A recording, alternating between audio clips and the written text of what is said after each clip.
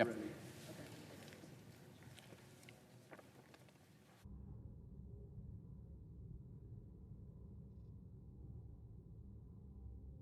On the motion, the yeas are 48, the nays are 49. On this vote, 3/5 of the senators duly chosen and sworn and not having voted in the affirmative, the motion is not agreed to. Mr. President, I enter a motion to reconsider the vote. The motion is entered. And I ask unanimous consent that the Senate be in a period of morning business with senators permitted to speak therein for up to 10 minutes each. Without objection.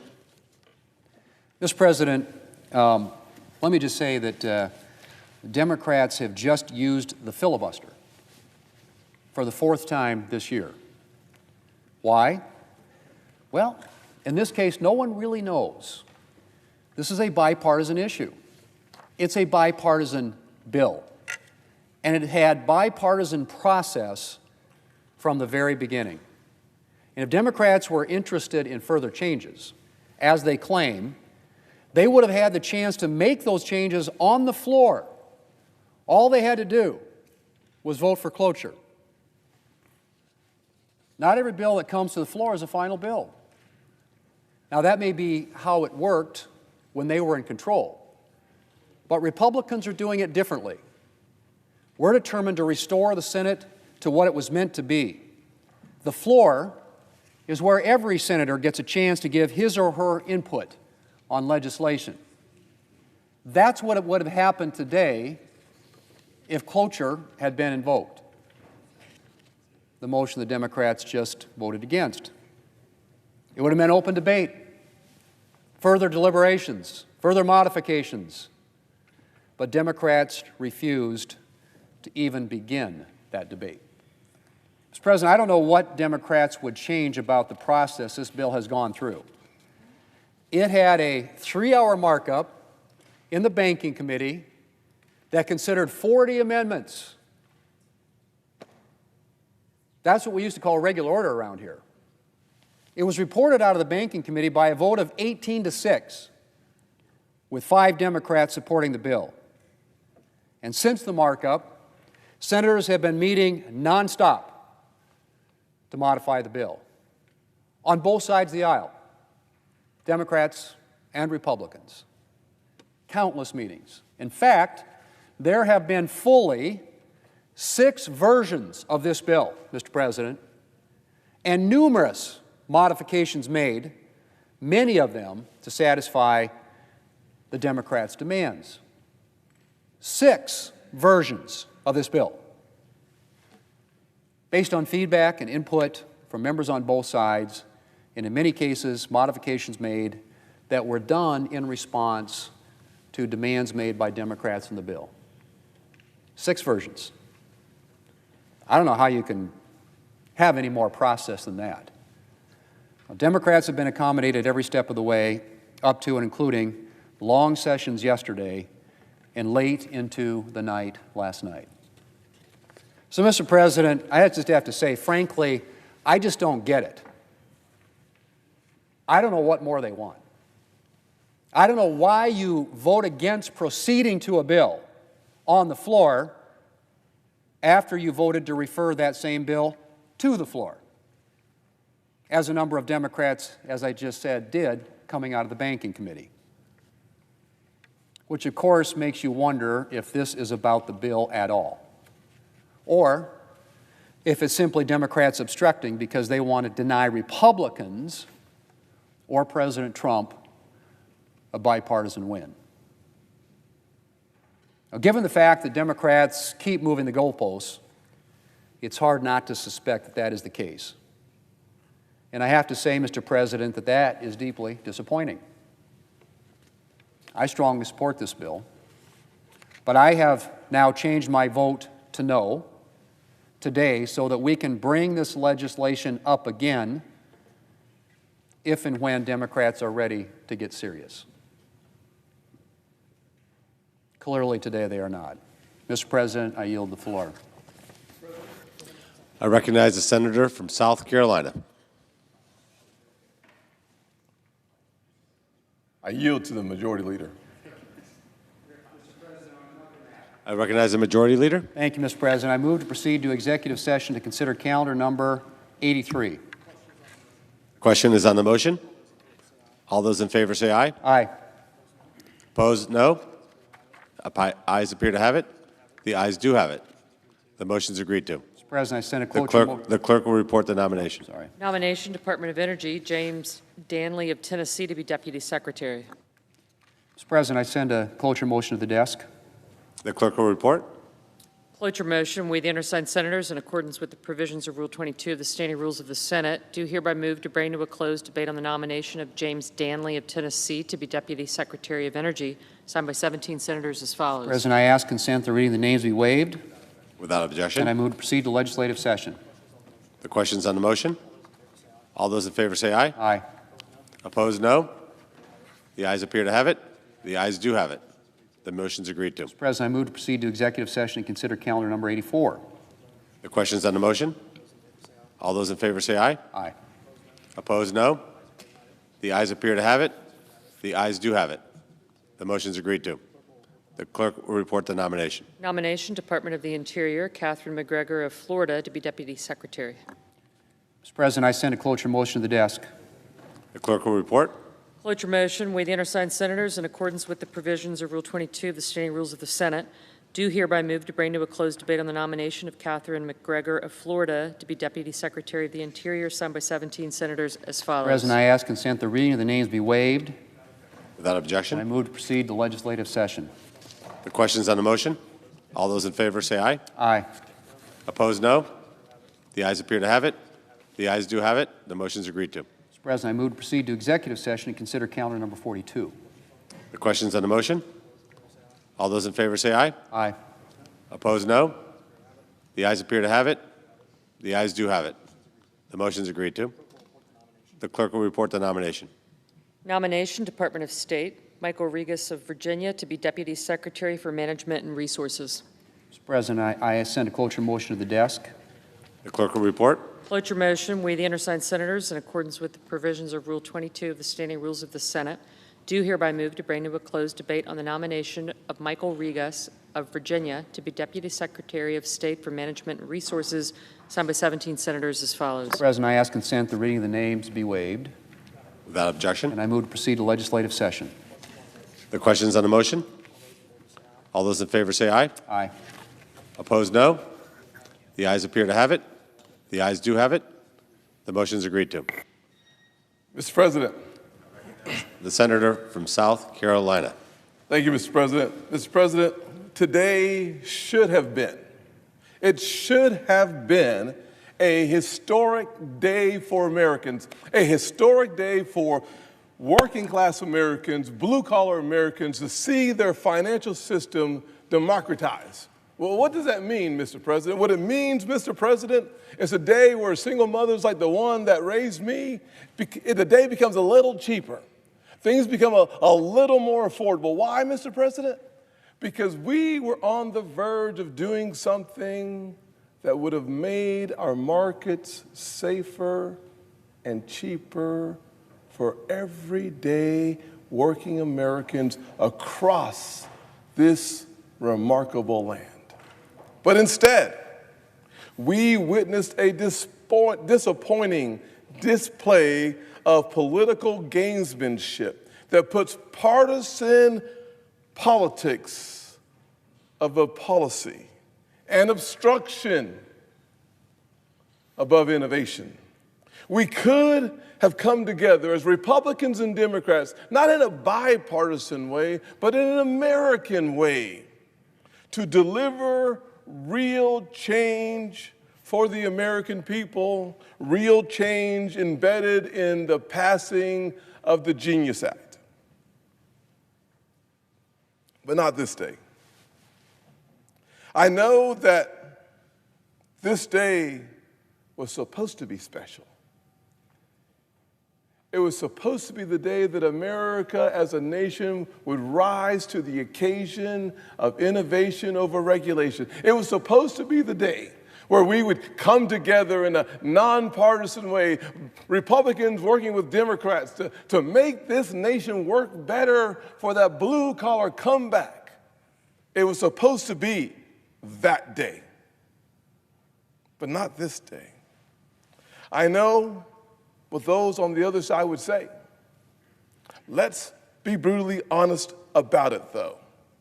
The Genius Act was a bipartisan achievement at the Banking Committee. It was a bipartisan achievement because we took the time, hours upon hours. You were there, Mr. President. We debated day in and day out for weeks and months before we ever had the hearing. We offered almost 80 amendments during this session at the Banking Committee. We voted on 40 amendments in the Banking Committee. We made the decision to make America's economy safer and cheaper for the American people. But when the lights came on and the cameras were watching, what did we see? We saw those same Democrat colleagues who recognized the urgent need to bring stablecoins into the clear, responsible regulatory framework. We watched them take a step back and vote against the very bill they voted for. The bill they shaped. What changed? What changed? What changed, Mr. President? Not the substance. They got more of what they wanted in the last 5 iterations of the legislation.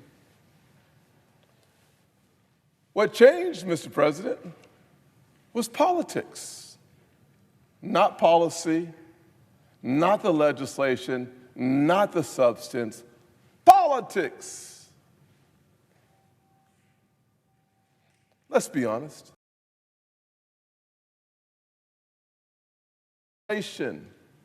Several iterations.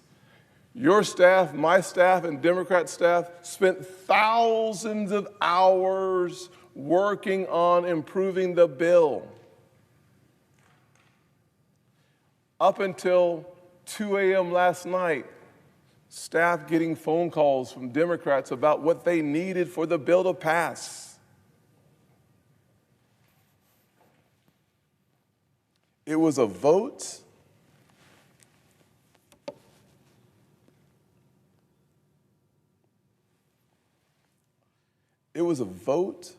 against President Trump and President Trump's legislative agenda. It was a vote to stop President Trump from having a victory in the digital asset space. It was a vote against common sense. That simple. Trump derangement syndrome has once again hijacked responsible governance in this chamber. But unfortunately,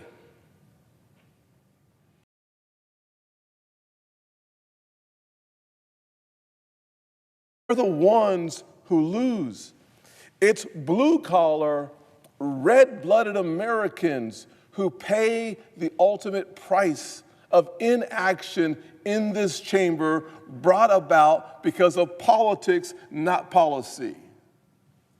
And it frustrates me. It frustrates me to sit through hours of meetings. It frustrates me to watch people look me in my eyes and tell me we're almost there. I just need one more thing.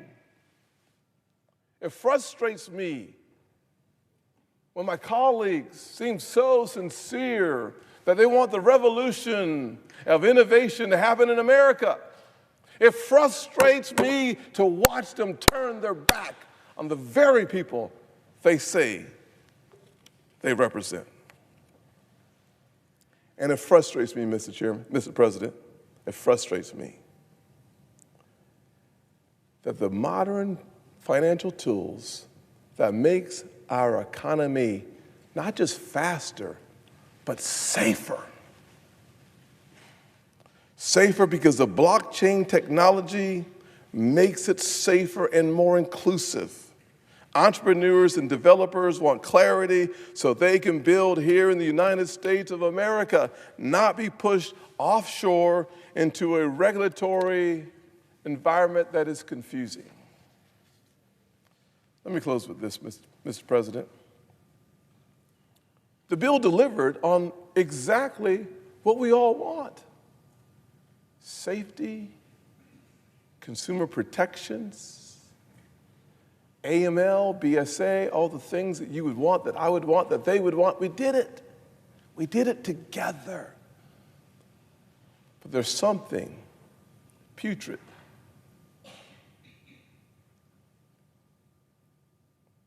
It's hard to understand how my good friends could walk away from our priorities. But my colleagues on the other side of the aisle decided to chicken out on safety, on inclusion, and on democratization. When the cameras were rolling, the stakes were high. We were left high and dry. Not because of the policy, but because the political landscape dictated, demanded that they deny the average American access on this day. This is exactly the kind of cynical Washington maneuvering that makes people sick to their stomach. But Mr. President, I am proud of the work that we have done. I am frankly proud of the work that my Democrat colleagues on the committee offered to make the bill better. I'm proud of the fact that for a couple of hours in America's capital, we put partisanship to the side. We decided we would just do the right thing.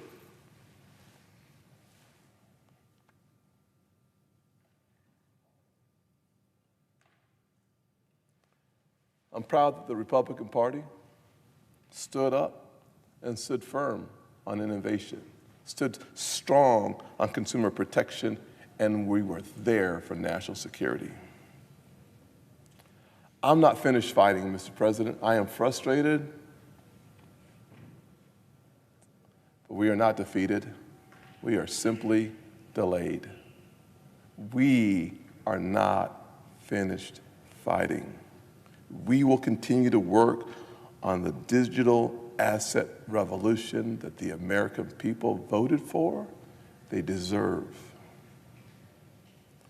The need hasn't disappeared. Neither has our commitment to American leadership in the digital asset space. To those who chose politics over progress today, the American people are watching.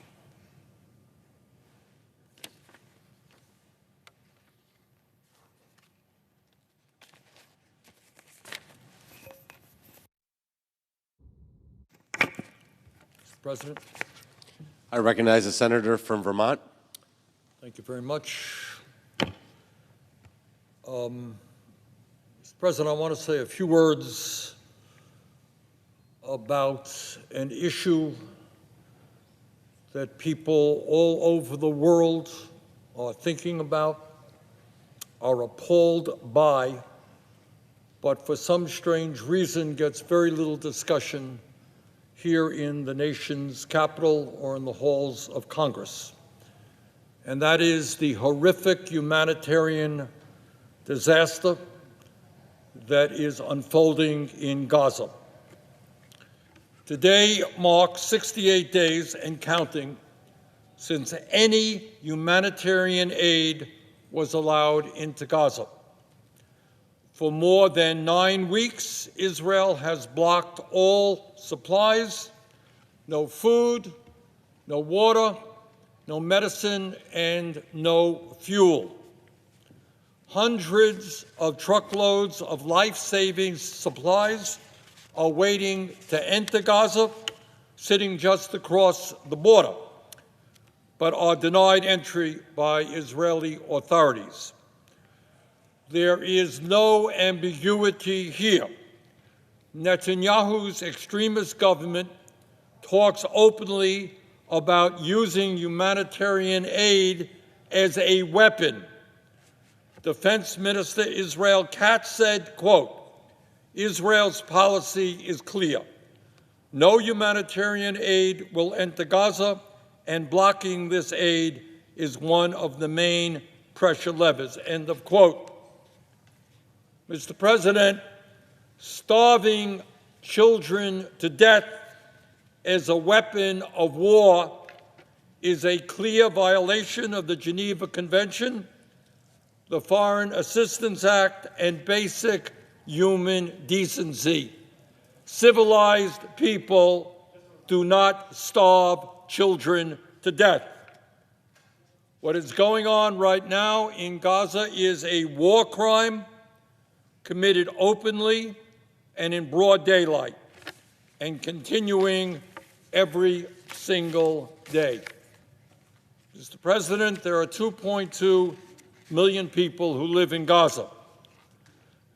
Today, these people are trapped, the borders are sealed, and Israel has pushed the population into an ever smaller area. With Israel having cut off all aid, what we are seeing now is a slow, brutal process of mass starvation and death by the denial of basic necessities. This is methodical, it is intentional, it is the stated policy of the Netanyahu government. Without fuel, there is no ability to pump fresh water, leaving people increasingly desperate, unable to find clean water to drink or to wash with or to cook properly. Disease is once again spreading in Gaza.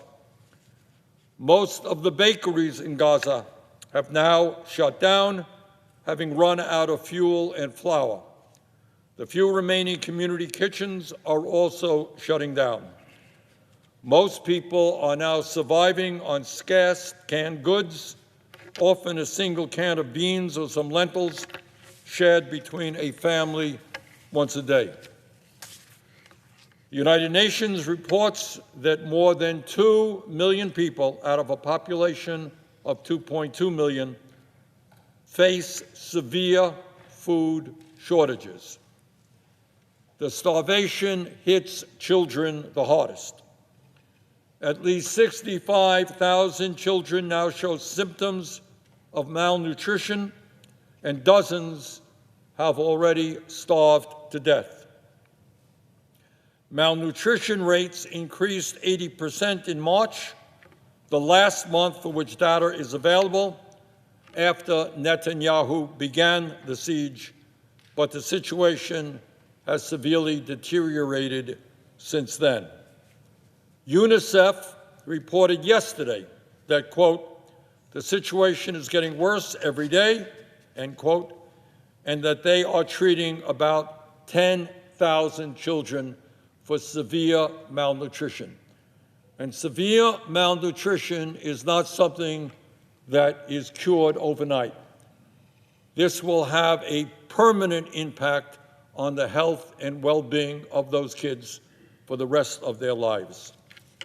Without adequate nutrition or access to clean water, many children will die of easily preventable diseases, killed by something as simple as diarrhea. For the tens of thousands of injured people in Gaza, particularly the countless burn victims from Israeli bombing, their wounds cannot heal without adequate food and clean water. Left to fester, infections will kill many who should have survived.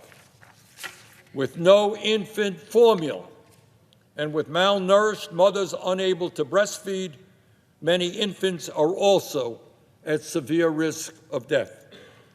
Those that survive will bear the scars of what they are going through now for the rest of their lives. And with little medicine available, easily treatable illnesses and chronic diseases like diabetes or heart disease is now a death sentence in Gaza. Mr. President, what is going on there is not some terrible earthquake. It is not a hurricane. It is not a storm. What is going on in Gaza today is a man-made nightmare. And nothing, in my view, can justify this. What is happening in Gaza will be a permanent stain on the world's collective conscience. History will never forget that we allowed this to happen, and for us here in the United States, that we, in fact, enabled this ongoing atrocity.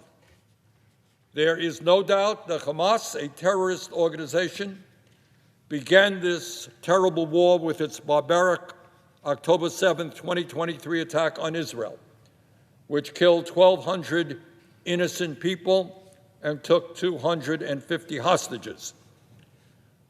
The International Criminal Court was right to indict Yahya Sinwar and other leaders of Hamas as war criminals for those atrocities. Clearly, Israel, as any other country that was so attacked, had the right to defend itself against Hamas. But Netanyahu's extremist government has not just waged war against Hamas. Instead, they have waged an all-out, barbaric war of annihilation against the Palestinian people. They have intentionally made life unlivable in Gaza. Israel, up to now, has killed more than 52,000 people and injured more than 118,000, 60% of whom are women, children, and the elderly. More than 15,000 children in Gaza have been killed. Mr. President, Israel's indiscriminate bombardment has damaged or destroyed 2/3 of all of the structures in Gaza, including 92% of the housing units. 92% of housing in Gaza has been damaged or destroyed. Most of the population now is living in tents or other makeshift structures. Mr. President, the healthcare system in Gaza has been essentially destroyed. Most of the territory's hospitals and primary healthcare facilities have been bombed. Gaza's civilian infrastructure has been totally devastated, including almost 90% of water and sanitation facilities. Most of the roads have been destroyed. Gaza's educational system has been obliterated. Hundreds of schools have been bombed. Schools have been bombed, as has every single one of Gaza's 12 universities. And there has been no electricity in Gaza for 18 months. No electricity. Mr. President, given this reality, nobody should have any doubts that Netanyahu is a war criminal. Just like his counterparts in Hamas, he has a massive amount of innocent blood on his hands. And now, Netanyahu and his extremist ministers have a new plan. On top of everything else that has been done, they have a new plan. And that is to indefinitely reoccupy all of Gaza, flatten the few buildings that are still standing, and force the entire population of 2.2 million people into a single tiny area where hired U.S. security contractors will distribute rations to the survivors. Israeli officials are quite open about the goal here: to force Palestinians to leave for other countries, quote, in line with President Trump's vision for Gaza, end quote, as one Israeli official said this week. Israeli Finance Minister Smotrich said this week that, quote, Gaza will be entirely destroyed, end quote, and that its population will, quote, leave in great numbers, end quote. For many in Netanyahu's extremist government, this has been the plan all along. It's called ethnic cleansing. This would be a terrible tragedy, no matter where in the world it was happening or why it was happening, whatever the causes of it might be. But what makes this tragedy so much worse for us in America is that it is our government, the United States government, that is absolutely complicit in creating and sustaining this humanitarian disaster. It didn't just happen. We are a significant part of creating this humanitarian disaster. Last year alone, the United States provided $18 billion in military aid to Israel. This year, the Trump administration has approved $12 billion more in bombs and weapons. And for months, Trump has offered blanket support for Netanyahu. More than that, he has repeatedly said that the United States will actually take over Gaza after the war, that the Palestinian people will be driven, forcibly expelled from their homeland, and the United States will redevelop it into what Trump calls, quote, the Riviera of the Middle East, end quote, a playground for billionaires. Think about it. 2.2 desperate people who have been bombed and starved and driven from their homes are now about to be forcibly expelled from their territory into God knows where, so that Trump and his friends can build a Riviera for the billionaire class. Mr. President, this war has killed or injured more than 170,000 people in Gaza.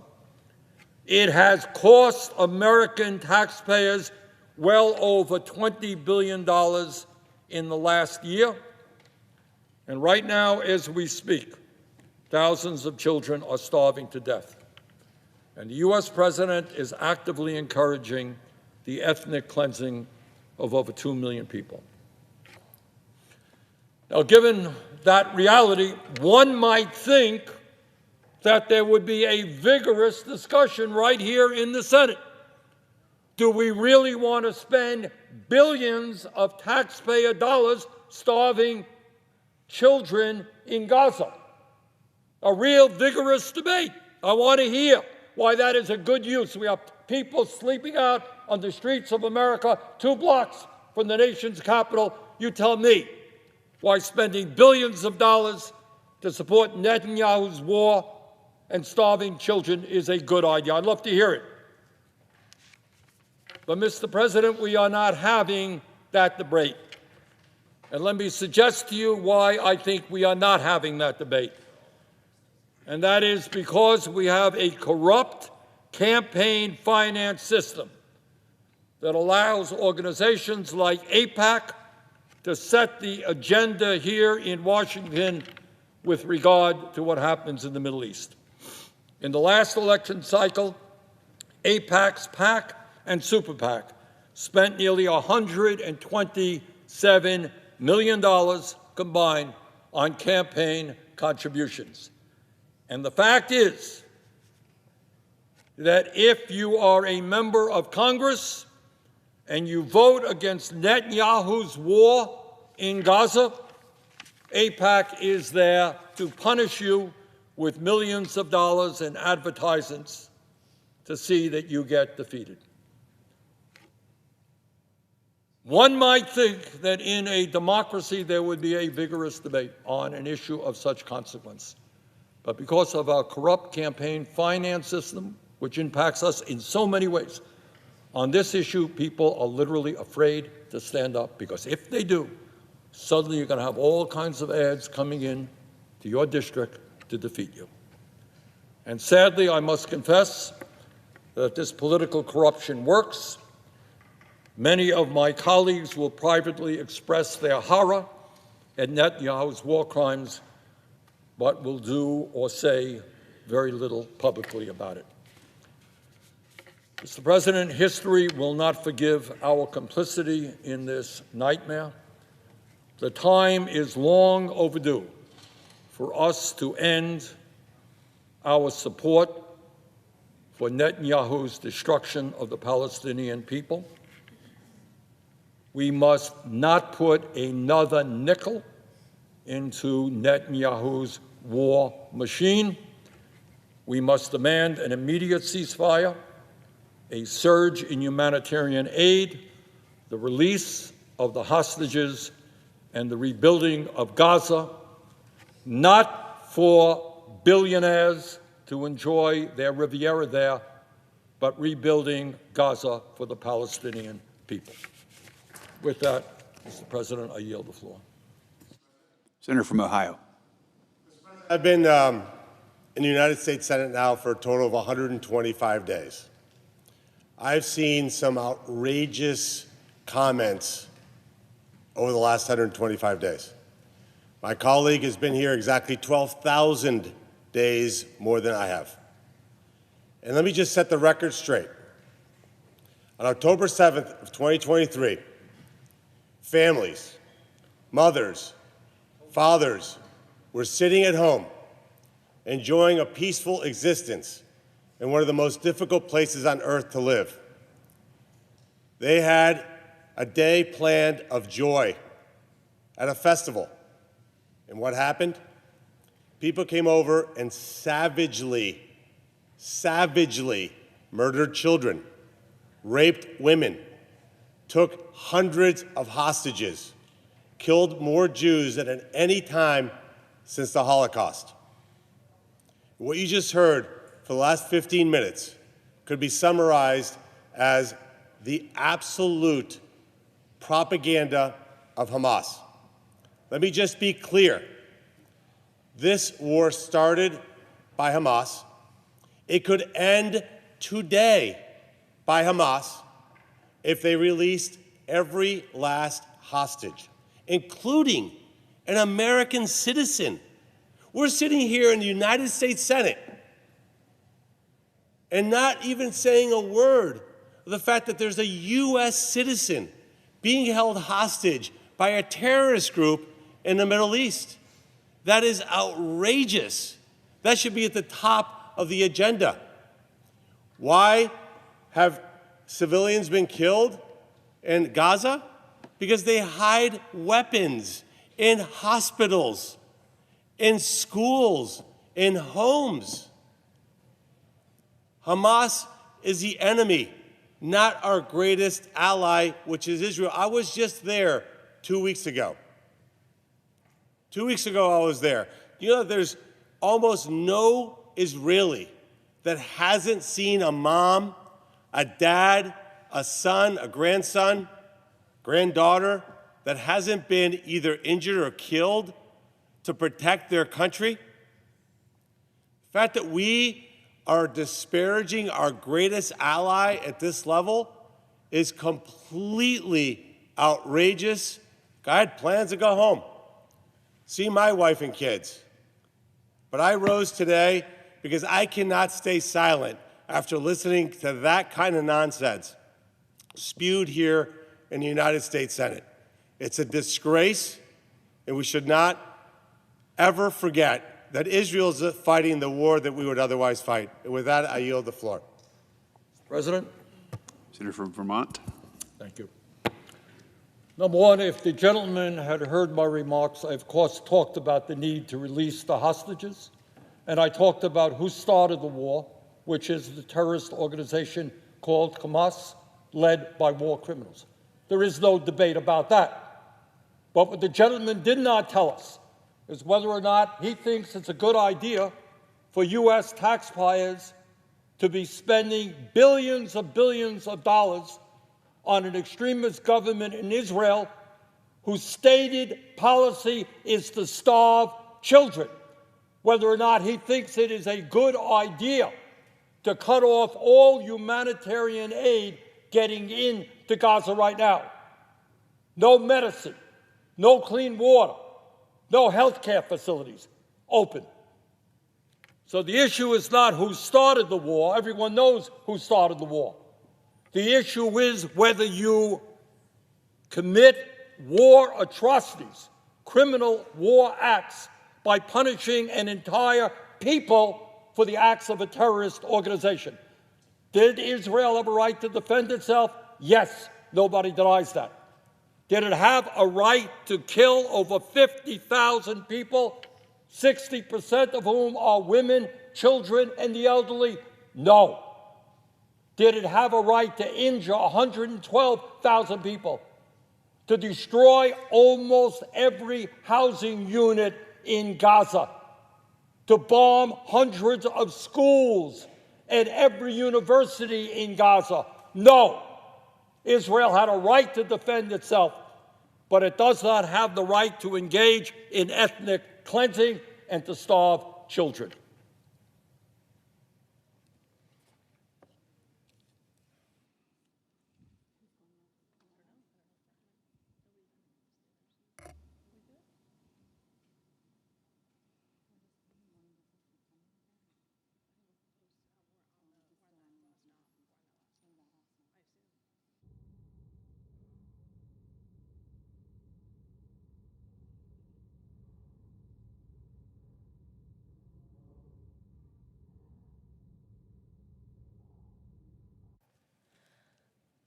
Mr. President. Senator from Hawaii.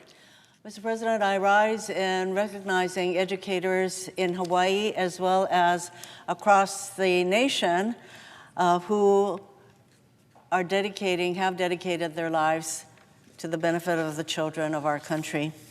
This week is Teacher Appreciation Week, and as this administration attacks education and educators, it is more important than ever that we recognize our educators and thank them for all that they do on behalf of our children. I have spoken before on the floor of this body on the fundamental importance of public education in my own life, having come here as an immigrant, speaking no English, very humble beginnings. And I thank my teachers at Ka'ahumanu Elementary School, Kokohead Elementary School, and especially the librarian at Kokohead Elementary School who awakened my love of reading. They helped me to learn English, and they helped to set me on a course that ultimately led to the United States Senate. Today, teachers like Shayani Brooks, an English teacher at Ka'u High School and Bahala Elementary on Hawaii Island, continue to educate and inspire Hawaii's youth. Shiani, a Thai immigrant, is a nationally board certified teacher, and believe me, to become a nationally certified teacher, one must go through a lot of steps, but this certification indicates what an exceptional teacher she is. And she has been recognized as her Complex Area Teacher of the Year, as Hawaii State Teacher Fellow, and a Pulitzer Center Teacher Fellow. And just last month, she was recognized by the Hawaii State Teachers Association for her work to engage with and uplift the work or the voices of her students in her rural community. Shiani has said that her philosophy as an educator is simple, quote, empower students to connect with the community and their own potential through storytelling, end quote. Shiani has created a welcoming space for her students to express themselves and share their stories through creative avenues like journalism and documentary storytelling, where they highlight topics such as family separation and mental health. And you know that these are areas that the students not only care about, but have experienced in their own lives. So in addition to supporting her own students, Shiani helps train other teachers to use storytelling as a tool to engage students in their own classrooms. She is just one of the many teachers in our country who go above and beyond for their students and their communities. Teachers like Shiani do more than educate students. They are role models and mentors, providing a safe, nurturing space for our children to learn and to grow. And that is why it is so important that we support teachers and the vital, often underappreciated work that they do. We all remember during the COVID times, and suddenly all our kids were at home. Believe me, there were a lot of people appreciating teachers, particularly during that time. But it shouldn't just be at a time such as COVID, but it should be all the time that we appreciate the exceptional work and commitment that so many of our teachers have to our students and to education. But Donald Trump and his administration are hell-bent on doing everything they can to eliminate the U.S. Department of Education and undermine public education in our country.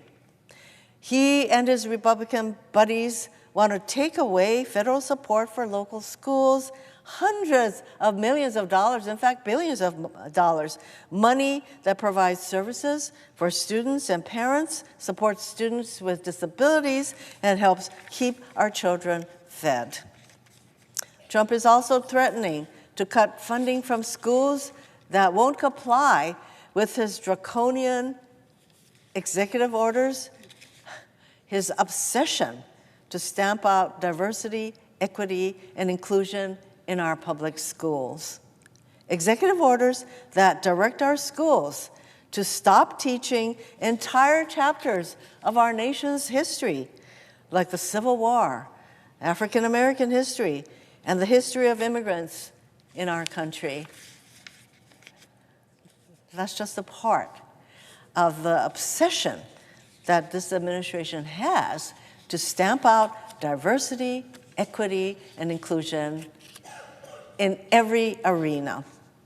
We've heard from teachers, parents, and students in Hawaii and across the country about the consequences of Trump's actions, the firing of people, what they're trying to get our schools to not teach.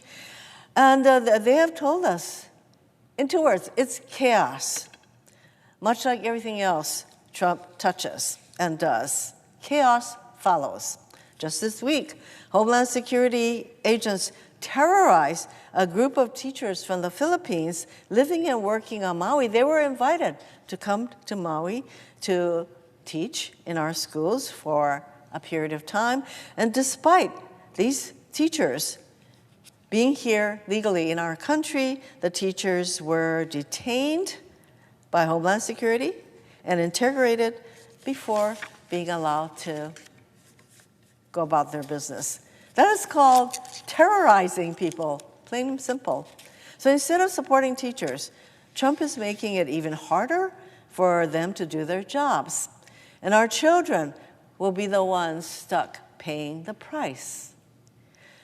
Mr. President, a strong education system is fundamental to building a strong democracy, a strong economy, a strong middle class. At the heart of our education system is, of course, our educators.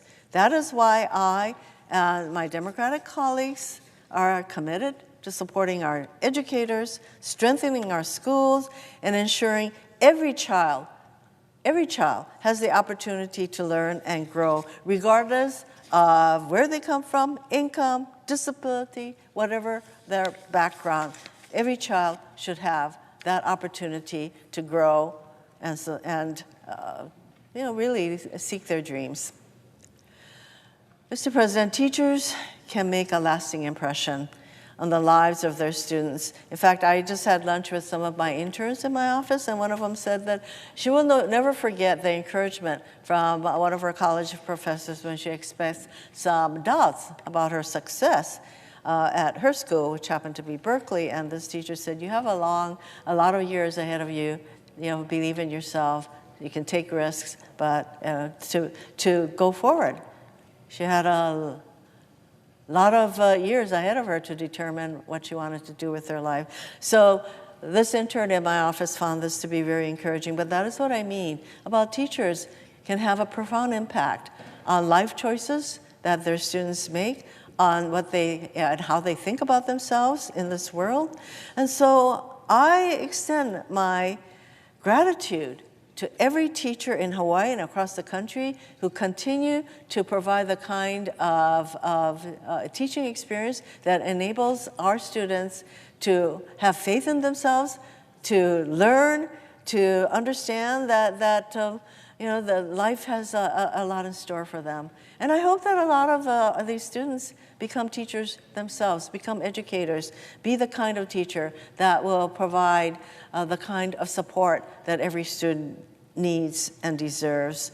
So mahalo to all of our educators across our country, both for all that you do, both in and out of your classrooms, and the commitment that you have to our nation's children, our families, and our communities.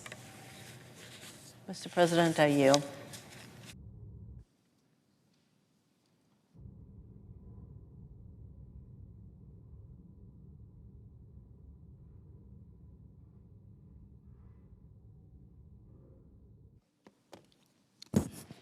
Senator from Connecticut. Thank you, Mr. President. Mr. President, I want to come to the floor today to talk about a success story, but potentially a success story interrupted. Back in 2022, we all were shocked to watch news playing out during an afternoon that we were here working in the Senate of another mass shooting, this one of just unthinkable size and scope in Uvalde, Texas.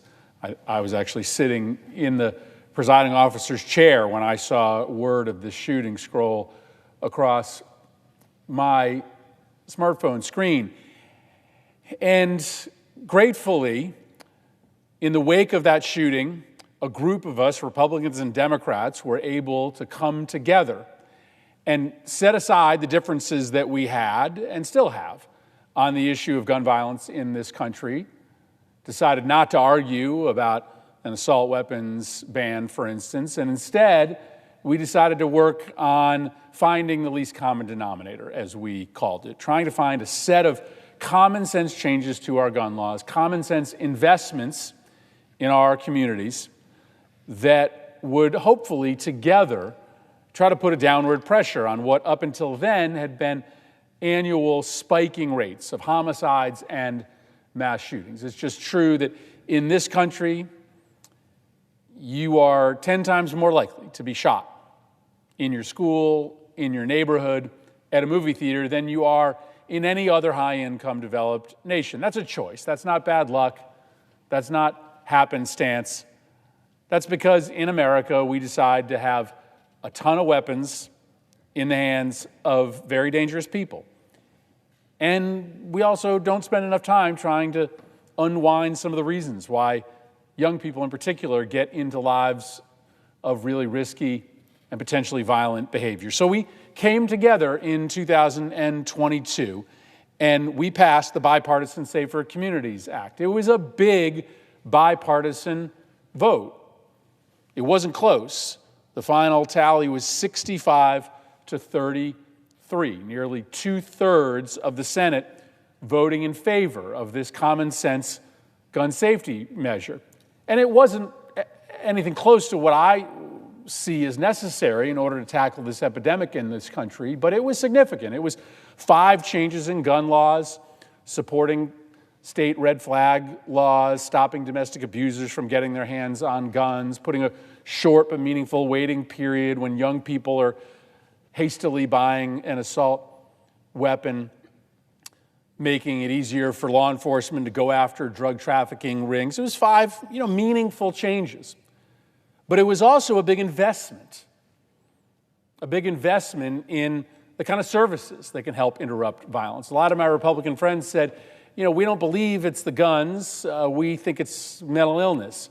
well, I don't agree, but this is how you put together a compromise. So we passed the Bipartisan Safer Communities Act, which included a landmark $14 billion investment, most of it in mental health, most of it directed toward kids, school-based mental health, but also significant investments in school safety, just hardening schools to make it harder for a shooter to get inside, and community anti-gun violence initiatives, the work that local community groups are doing in North Carolina and Connecticut, all across the country, to just try to wrap services around people who might be at risk of gun violence or stop that cycle of violence once the first shooting happens. So we passed this legislation and, we crossed our fingers. We said, let's hope that we're right and that these changes in gun laws and these investments we're making in our communities will make a difference. Well, what happened after we passed that law was absolutely stunning.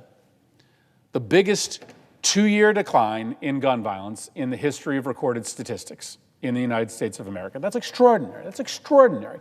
And I'm not going to sit here and claim that the entire reason was the Bipartisan Safer Communities Act, but it was a big part of the reason because we did make it harder for bad people to get their hands on guns. We did deliver the kind of services that are necessary. You're seeing this downward trajectory, but let me just put the numbers on it. In 2023, there were 659 mass shootings in America. In 2024, there were 500. That's a 24% one-year decline in mass shootings. That means that there were 160 mass shootings that didn't happen.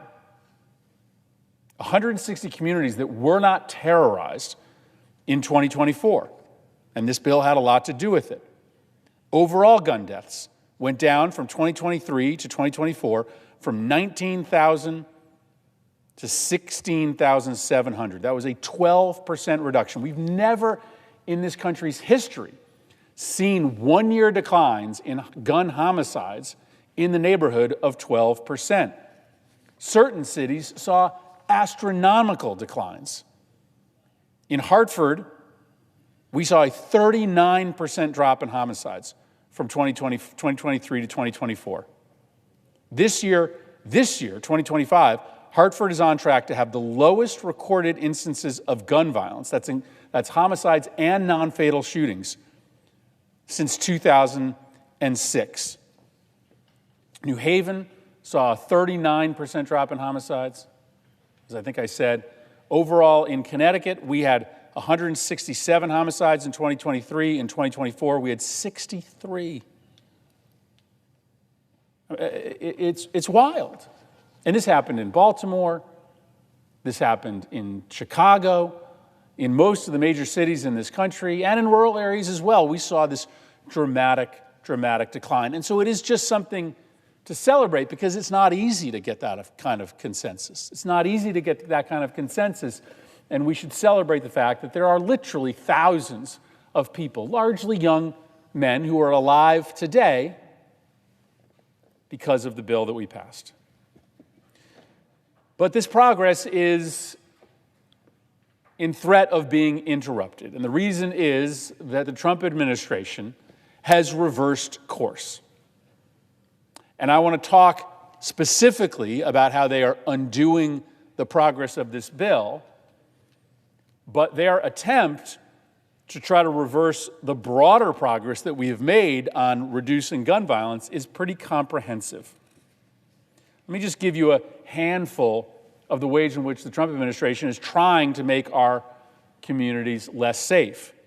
First, they closed the Office of Gun Violence Prevention. This was something the Biden administration set up to try to better implement the Bipartisan Safer Communities Act. This wasn't a terribly political office. It was just trying to coordinate all the work being done across agencies to reduce violence in our communities. Trump would have taken this office in a different direction, but he didn't. He just shuttered it. There's no Office of Gun Violence Prevention anymore in the federal government.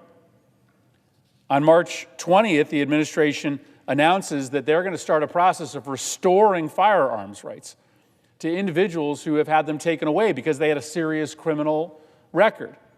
This is likely illegal. There's an appropriations bill rider that says the ATF can't do this, but the message was sent. We actually think that dangerous people should be able to get their gun rights back. That same day, Trump's Department of Justice filed a motion in federal court trying to overturn a decision to say that silencers are not protected by the Second Amendment, trying to say that no state legislature could ban or regulate the use of silencers. And silencers are broadly used by killers, by criminals who are trying to hide the fact that they are engaged in criminal, lethal conduct. On April 7th, DOJ announced that it was repealing a policy from the Biden administration that said simply this: if you're a gun dealer and you're engaged in illegal conduct, we're going to pull your license.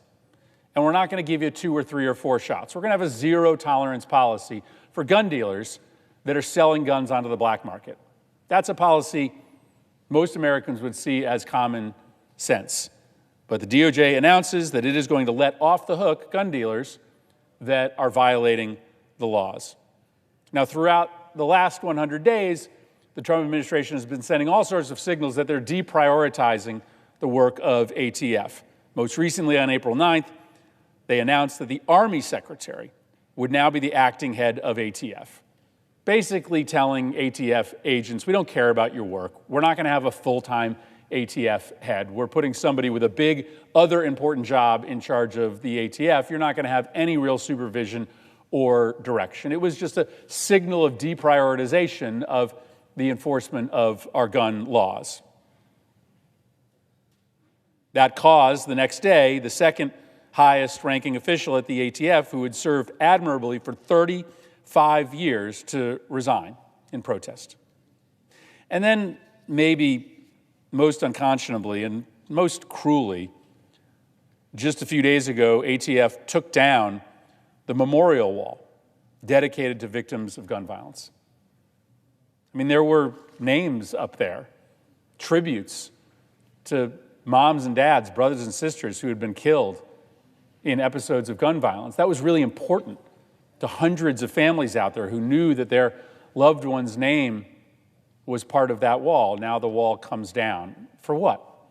Just to send another signal that the administration doesn't care about attacking gun violence. But I really wanted to come to the floor today to talk about the 2 most important assaults that the Trump administration has made on our work to try to keep our communities safe. And those are the twin announcements that the administration made that they were going to end 2 of the key streams of funding for community groups in the Bipartisan Safer Communities Act. First, the administration announced it was ending $1 billion in grants under the Bipartisan Safer Communities Act to invest in school mental health, and then that they were ending $800 million of DOJ grants to try to drive down violence through supporting community efforts to do that work. This makes no sense. I understand we've got a difference. The president and I have a difference on what our gun laws should be. But there is consensus, I thought there was consensus, that we should support investment in mental health. I thought there was a consensus that we all believed that there were good community groups that were doing totally apolitical work, not related at all to gun laws, to try to interrupt cycles of violence. The reason that these numbers have been going down is not just the changes in gun laws. The reason that our communities are safer all across the country is because we are finally putting real money into school-based mental health, into children's mental health, and into the groups in our communities that are keeping kids alive. In Oakland, they have seen a stunning 32% drop in homicides. And it is a result of groups like Youth Alive.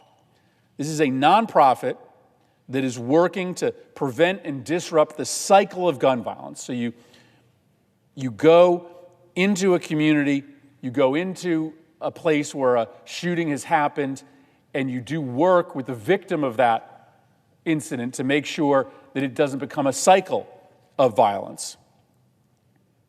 These are often called hospital-based violence intervention programs. When there's a shooting, you have a social worker or a community anti-gun violence worker go to the hospital. That's often where the community is the most angry. The friends of that victim may be planning for revenge, and you do the work to stop that cycle of violence. It was working in Oakland. Youth Alive was preventing gun violence. Last year, of the 113 clients they served, only one of them was injured a second time. And yet, in the middle of a 3-year, $2 million grant that Youth Alive was getting, it was suspended, terminated. They're going to have to lay off their staff. That program is being shut down in Oakland. And I'll just tell you, I would bet you, homicides are going to start going back up in Oakland. Baltimore has seen a similar massive decline in gun violence, a 43% reduction since 2010. What a success story. Baltimore, one of the most violent communities in terms of rates of gun violence in the country, a 43% decline. Center for Hope is a group in Baltimore that provides prevention and healing services for children who've been the witnesses or victims of gun violence. And they were getting, again, a $2 million grant to work with the victims of gun violence, to try to heal those communities, and again, stop that cycle of retributive violence that often happens in places like Baltimore. Donald Trump cut their grant, so in the middle of the grant, they are losing $1.2 million, and they are going to have to lay off 7 employees. Center for Hope runs 6 of the city's 10 safe street sites. These operate in the pockets of Baltimore that see the most shooting. Because of these Center for Hope sites, these safe street sites, between 2023 and 2024, 4 of the sites run by the Center for Hope saw 0 homicides, and now they're having to lay off people. Guess what is going to happen? Those shootings are going to go up again.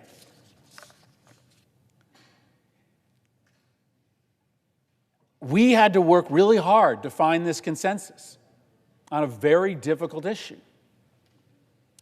It is illegal what the president has done. He is not allowed under the Constitution to decide unilaterally to cancel spending that has been authorized and appropriated by Congress. So maybe the first and most important thing to say about what the president has done to cancel mental health grants and anti-violence grants is that it is illegal. He can't do it, and it is likely that a court will turn these grants back on. But it is also such bad policy. It is cruel and inhumane, but it is also illogical. We literally are seeing the fruits of the labor of these groups. And not just in saving a life or two, you're talking about 30 and 40% reductions in violence in these cities. And what will happen is unmistakable. You stop funding these groups that are doing the mental health work in the schools, that are doing the anti-gun violence work, and these rates will start to go back up again.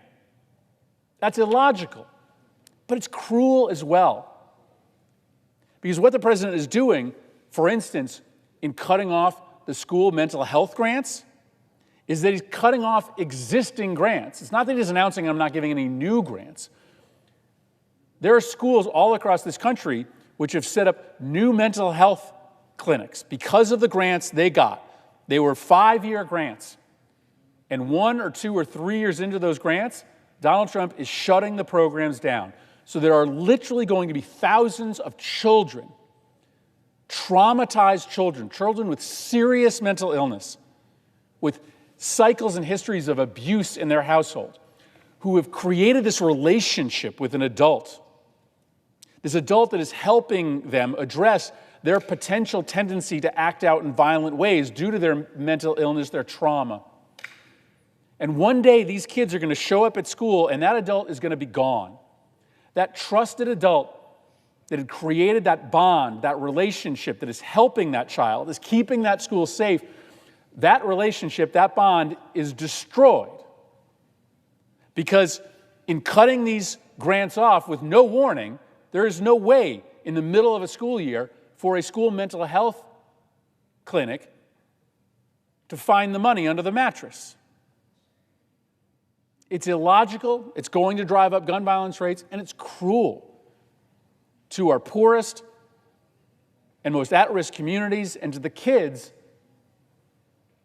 the traumatized kids, the kids with serious mental illness, the kids that we should think first about when we wake up in the morning. And I guess the final thing to say is this, Mr. President. We're putting ourselves out of business. We're putting ourselves out of business. What is the point of passing a law by a 65 to 33 vote if the President of the United States can just ignore it? As I said, that is illegal, and the courts will likely tell him he can't shut off the funding that we appropriated and authorized. But this should matter to Republicans and Democrats.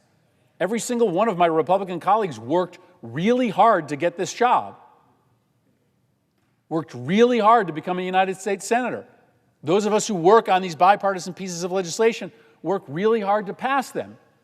What's the point of running for the United States Senate? What's the point of working to forge this compromise if the president can just ignore it? And by the way, if Donald Trump gets away with it, mark my words, a Democratic president will do the same thing. If this becomes standard practice, if our laws just become advisory, then there's no reason for any of us to show up any longer. Why do you work so hard?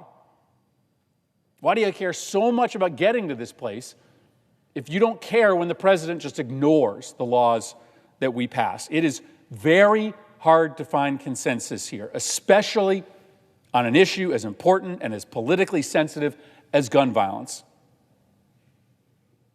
So when we do find that consensus, on behalf of the kids and the families out there who are begging us to work together to save lives, we should protect that consensus. I yield the floor.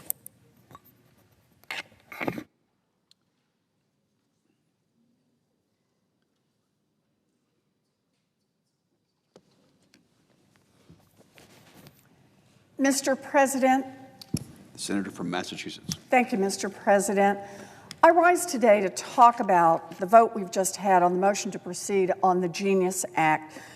Despite promises that the Genius Act's fundamental flaws would be fixed ahead of any vote, we still don't have the new bill text. Now, many of my colleagues have made clear they want to improve this bill and that it's important for Republicans not to jam us. Well, the Republicans decided to jam us anyway. But the Democrats have the power to say no, and that's exactly what we just did. The Genius Act would establish a new regulatory framework for stablecoins, a type of cryptocurrency whose value is pegged to the value of another asset, often the US dollar. This is a $100 billion market. A stablecoin is very similar to a bank deposit. Its value, like the value of your deposits in a bank account, is supposed to maintain a stable value. That's why they call it a stablecoin. But as we've learned throughout history, banking can be a really risky activity. It requires robust regulatory and supervisory framework that protects consumers, that protects our national security, and that protects the stability of the financial system. Democrats in the Banking Committee worked hard to improve the Genius Act before, during, and after we had a vote in the committee on the bill. We want to strengthen the guardrails on this new financial product to make sure that it is safe and reliable. Democrats, even Democrats who voted for the bill in committee, made it clear the bill needs to improve significantly to win their support on the floor. But this new bill that was introduced last week and rushed to the floor this week and that we voted on just today lacked those guardrails. So far, Republicans have refused to adopt changes that would apply basic consumer protection rules, like the ones that banks and other financial institutions have to follow so that their customers don't get cheated. Refuse to adopt changes that would make it more difficult for cartels, terrorists, sanctions evaders, and human traffickers to use stablecoins to finance illegal activity. Have refused to adopt changes that ensure that stablecoins do not destabilize our financial system and require taxpayers to bail out crypto companies when they crash. Have refused to adopt changes that would prevent big tech billionaires from using this bill to issue their own private currencies. Have refused to adopt changes that would stop Donald Trump and his family from corruptly profiting off their new stablecoin, USD1, which is already the 5th largest stablecoin in the world and has already been used to cut them in on shady, multi-billion-dollar deals with foreign governments. So, what happened when the Democrats saw the new version of the bill last week? We stood together, we held firm, and we made clear that we were not giving them enough votes to get to 60 and move the bill forward. That brought Republicans back to the negotiating table over the last several days. The lead negotiators made clear Republicans need our votes. We will not be rushed. We will not be jammed. We will not vote on something that we haven't even seen. This issue is simply too important. And that brings us to today. We were asked by the Republicans to take this vote without ever seeing the text of the new bill. There is no way for any senator to know whether the final bill sufficiently protects consumers. No way to know whether the final bill prevents terrorists and rogue nations and cartels from using stablecoins to move dirty money around. No way to know whether the final bill stops big tech billionaires from taking over our money supply, and no way to know whether the final bill stops President Trump from making billions off his stablecoin and accepting bribes from foreign nations. These purported fixes were negotiated behind closed doors in the dead of night, and we don't even know for sure what they are. We need time to evaluate them carefully. This is what it looks like when Republicans try to jam the Democrats. Look, the opportunity for bribery and corruption through a Trump stablecoin is not hypothetical. It's not like, well, here's something that might happen. Trump has already shown us right out in public exactly how to run the corruption play. It was reported last week that an Abu Dhabi investment firm, MGX, is using Trump's USD1 stablecoin to finance a $2 billion investment in Binance, essentially giving Trump a cut of the deal. The firm is chaired by someone who is referred to in the industry as the spy sheik of the United Arab Emirates, and co-owned by G42, a firm with extensive ties to the Chinese government. I do not think that some of my colleagues fully comprehend the scale of this corruption. Donald Trump and his family have essentially started their own bank, and money from foreign governments and large corporations is already pouring in. This is not one of Trump's standard failed side hustles like steaks or vodka or his licensing deals.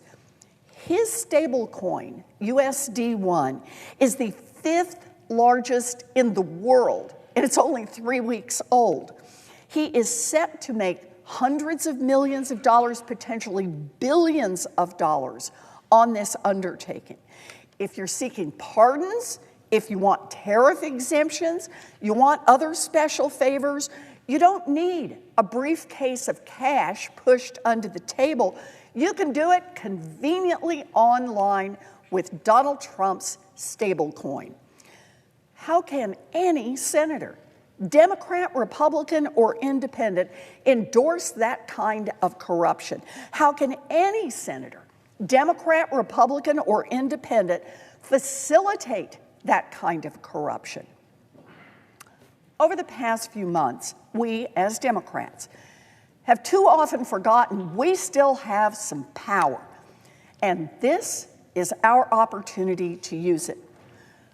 We did not vote for this bill today. We stood firm and we demanded improvements. I have heard from some of my colleagues this bill will happen with or without us, and that is simply not true. We proved it today. I urge Democrats to continue to use their power and to make sure that we don't sign off on a weak deal, on a bad deal, on a deal that months from now or years from now we say, oh, that turned out to be a bad idea. We can only vote for the Genius Act when we have a bill that protects consumers, that promotes financial stability, that protects our national defense, and that fights back against Donald Trump's aggressive and public corruption. We need to stand strong as Democrats, and if we do, we can get a better bill and better serve the people of the United States of America. Thank you, Mr. President. I yield the floor.